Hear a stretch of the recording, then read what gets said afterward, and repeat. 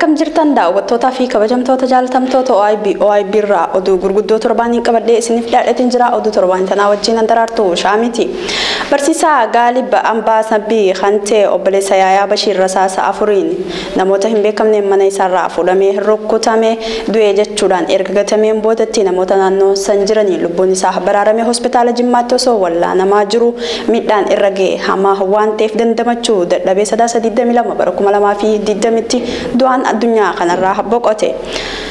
Rogeessi siyaasaa obbo Yaayaa Bashiir ajjeefamuu obboleessa isaa Gaalib Abbaa Saamii kana akkana jechuun ibseeti jira. Ani gaafaan qabsoo gaggeessu osoo maatiin kiyya biyya keessa jiru beekaniitiin muradhee qabsoo kanatti seene ajjeechaa fi dararaa maatii kiyya irratti raawwatamu an if duuban hin deebisu jechuudhaan dubbate. Gama wal waraansaa TPLF fi mootummaa federaalaa yoon kan deebinu ta'e Sadaasa 18 koomishiniin poolisii federaalaa hooggantoota waraanaa soorama bahan dabalatee nama 70 TPLF waliin shira xaxaa jirtan jechuun yakka biyya ganuutis raawwattan jechuudhaan ajaja hidhaa irratti baasee ture mootummaan federaalaa. Erga lolli kaaba Itoophiyaatti eegalee kanneen badiin shakkaman jaman irratti ajajni hidhaa akka habba'ullee murteesseeti jira. Sadaasa 20 Jimmata dabre pirezidaantiin Afrikaa kibbaa dura taagamtaa Afrikaa Siiriil Ramaphosa pirezidaantoota duraan biyyoota Afrikaa 3 dhibdee Itoophiyaa keessatti mariin akka furaniif mudan ibsanii turan. Haa ta'u malee mootummaan Itoophiyaa lola kaabaa biyyattii naannoo Tigraayitti gaggeeffamaa jiru dhaabsisuuf marii yookaan jaarsummaan ta'uu hin jiru jechuun gorsaa olaanaa ministeera muummee kan ta'e obbo Maammoo Miraawutti himan. Yakkamtoota waliin hin mari'annu teenye waliin mari'anne osoo hin taane qabnee seeratti dhiyeessuu qabna jechuudhaan illee dubbate. Dura ta'an gamtaa Afrikaa mootummaa qondaaltota Tigraay arguu waliin akka dubbatanis gaafii dhiyeesseeti ture. Sadaasa 20 takka bara 2020tti ilmaan Oromoo qulqulluun badii takka malitti barsiisaa kitaalaa guddataa Biraanuu Gabaayyoo Moosisaa fi Shiggee Alamaayyoo Sadaasa 17 bara 2020 mana jireenya isaanii magaalaa Saqalaa irraa humna addaa Oromiyaan qabamanii Sadaasa 20 bara 2020tti yeroo bari'uu ganda Haroo Agaa Hammagaa Addii Saaqaa Jaamutti ajjeefamanii darbamuun dhagahame. Akkasuma erga isaan ajjeefamaniin boodas akka awwaalcha isaan irratti namoonni hedduun argamanii wal qabatee ummata reefkaa namoota 3 kanaa fuudhanii deeman dhukaasa irratti banuudhaan akka dararaa turan gabaasuun keenya ni yaadatama. Jiraataa godina Arsii Lixaa aanaa Shaallaa magaalaa Ajjee kan ta'e obbo Fanjaa Wayyoo kan jedhamu guyyaa dheengaddaa Sadaasa 20 takka bara 2020 dhukaasa poolisii Oromiyaan irratti banamee lubbuun isaa dabru gabaasuun keenya ni yaadatama. Akka jiraataa magaalaa Ajjee dhimma kana itti dhiyeenyaan quba qabu tokko dubbatetti labsii xumura diddaa gabrummaa qeerroo Oromoo irraa labsameen hordofuun fincilli ummataa fi dargaggoo aanichaa taasisanii hidhamtoota siyaasaa mana hidhaa Ajjee keessatti dararamaa jiranii turan namoota 200 ol ta'an mana hidhaatti sochii qeerrootiin akka gallakkifaman dubbate. Obbo Fanjaa Wayyoo Baatii nama umriin isaa guutuu sirna abbaa irree irratti qabsaa turedha kan jedhu. Namni kun ajjecha artistaa Caaluu Hundeessaa irratti raawwatame hordofuun kan hidhaman keessaa inninis nama tokko ture. Haaluma wal fakkaatu gocha suukanneessaadhaan badii takkaan maletti ilmaan Oromiyaa Sadaasa 20 fi 20 takka qofa Oromiyaa keessatti ajjeefaman. Ilmaan Oromoo Asafaa Kushii Salaalee Daaraatti Sadaasa 20 bara 2020 mana hidhaarra baafamee ajjeefamee hangatame yoo ta'u geetuu jireenyaa kibba lixaa Sadaasa 20 bara 2020 mana hidhaarra baafamee ajjeefamee tigatame. Akkasuma Biraanuu Gabaayyoo Wallagga Saqalaa Sadaasa 20 bara 2020 mana fuudhamee kan ajjeefame gatame. Geetuu jireenyaa kibba lixaa Ammayyaatti Sadaasa 20 bara 2020 mana hidhaarra baafamee ajjeefamee gatame. Biraanuu Gabaayyoo akkasumas Wallagga Saqalaa Sadaasa 20 bara 2020 manarraa fuudhameeti ajjeefame gatame. Akkasuma Gaaddisa Alamaayyoo godina Wallagga Saqalaa Sadaasa 20 bara 2020tti mana fuudhameeti ajjeefame. Barsiisaa kitaalaa guddataa Wallagga Saqalaa Sadaasa 20 bara 2020tti manarraa fuudhamee ajjeefame. Jaafarratti Kadir Abdullah Harargee Qobbootti Sadaasa 20 takka bara 2020 daandii irratti waraana mootummaatiin badii takkaan maletti ajjeefamee gatame. Akkasumas Torbafarratti Maftuu Yusuf Harargee aanaa dirree xayyaaraa Sadaasa 20 takka bara 2020 mana isii duratti badii takkaan malee gara jabummaadhaan waraanaan ajjeefamte. Sadaasa diddamii sadi bara 2020 naannoo Amaaraa yeroo sadaffaaf dhoomuu dubbatan jiraattonni naannichaa. Akka jiraattonni naannichaa BBC dubbisee tokko akka jaanitti dhoo'insi sadi dhagaamuu hooman jiraattonni biroo immoo dhoo'insi lama dhagaamuu fi haleellaan rookeetii kan duraan raawwate wal fakkaatu dhagaamuu himan.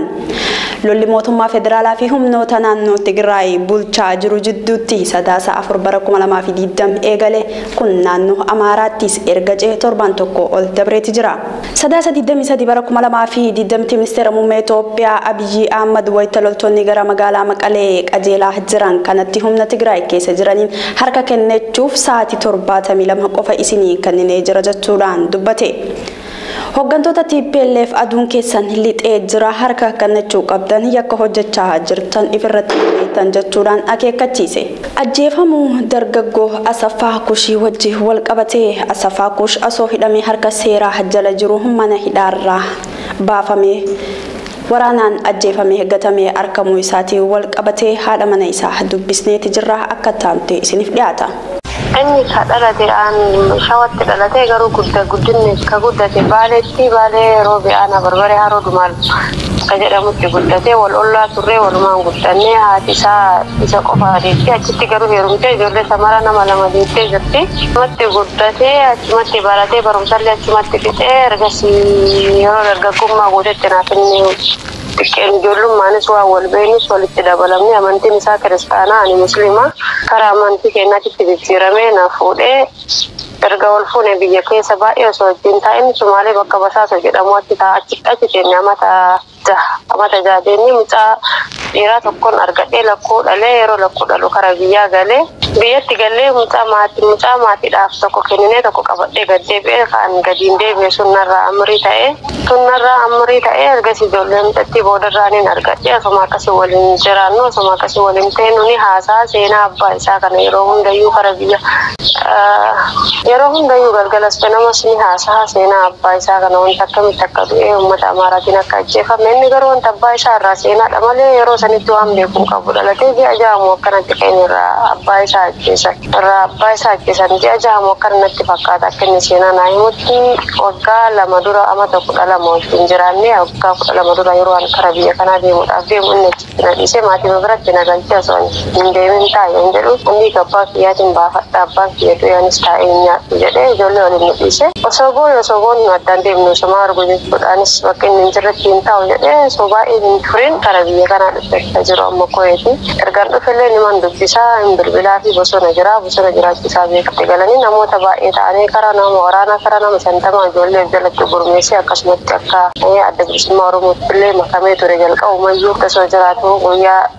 kaleessa malee guyyaa kamisaa obboleessi isaa ka bosonaa sun naa bilbilee akka mi'aaftaamuu quba qabdaa nagaa qabaa maalirra jira jennaan nagaa qabaa haala kanis zamoonni galuun kuyyan oolu yoo dhufe akkamitti dhaqee ilaalaa jennaan rakkoon qabu nama si godhe akkasitti nama mana seeraa waan jiruuf dhaqee ilaaluu hin dandeessaa naan jedhee of jennee nagaumaan dheengadda addaan cufanne bilbila iddoo addaan cufanne obboleettiin isaa akkanatti bilbiltee kaleessa sa'aatii laaqanaa irratti jiftuu ramadaaniin quba qabdaa wanti haarofni maaltu jira naan jedhaa humaa quban qabaniif qaaduu kalee waliin haasa'ee jira nagaa qabanaan jedhee okkeedhaan jetti narraa cufattee midhatti yeroo jettu feesbuuka warroota duraan inni namoota firoottan isaanii irraa ajjeese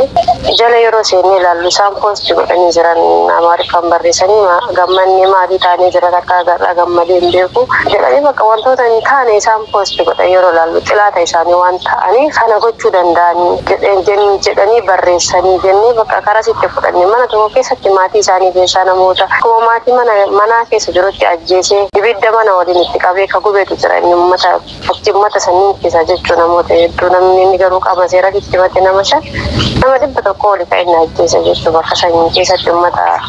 nafxanyaa kana. Kazaa jedhee inni dubbatee hidhattiin akkas naan jennaan biyya bilbilfiftiin haadhaas naan dalaguu didee finfinnee jirti. Ilkiin isiin haa dalaguu didee obboleeyyan isaa taa'u obboleessi mucaa sanii fa'a bira bilbilee darraa yoo bilbilu dubbiin dhugamaa yookaan reeffisaa borunuu kennamaa yoo hidhaadhaa baasanii karaa darratti as ka deebisan karatti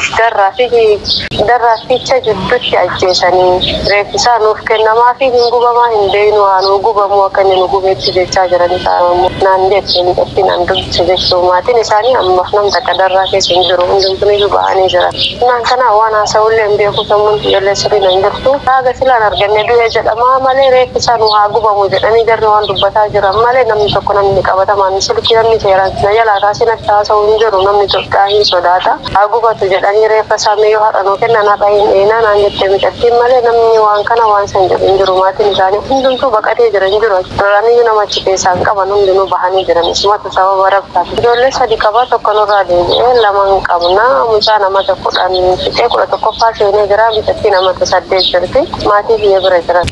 Sadaasa 23 bara 2020 qondaaltonni ABO lammii beenyaa fi daawwit abdataa guyyaa kaleessaa poolisii Oromiyaatiin ammas deebifamanii qabamuun dhagahameeti jira. Qondaaltonni dhaabicha hedduun ajjecha artistaa Caaluu Hundeessaatiin booda kan hidhaman yoo ta'u yeroo garagaraatti mana murtii mirga wabii eeguufis poolisiin hiikuu diduudhaan mana hidhaa keessatti akka tursiifaman gabaasaa turuun keenya ni yaadatama. Qondaaltonni kanneen keessaa torbaan tokkoon duratti hambaan obbo Lammii Beenyaa fi Daawwit Abdataa dhimma isaanii mana murtiitti deddeebi'uun akka hordofaniif manni murtii hayyama wabiitiin hiikee turuun isaa ni yaadatama. Obbo Lammii Beenyaa fi Daawwit marsaa hawaasummaa isaanii irratti hiikamuu fi dhimma waayilootan isaanii murtii deddeebi'uun hordofaa jiraachuu isaanii ibsanii turan. Haa ta'u malee guyyaa kaleessaa beellama marsaa sadaffaa mana murtii aanaa magaalaa Sulultaa dhimma isaanii qaburratti argamuuf gara magaalaa Sulultaa yeroo imalantti poolisii humna addaa Oromiyaatiin butamanii eessa akka geeffaman akka hin beekamne ni dubbatan. Toleegaa daawwattootaa fi kabajamtoota keenya oduu gurguddoo torbaanii kan hangammaa isin biraan gahaa turre asumarratti kan goolabamu hanga oduu torbaanii biraatiin walitti deebinutti nagaan nuuf tura.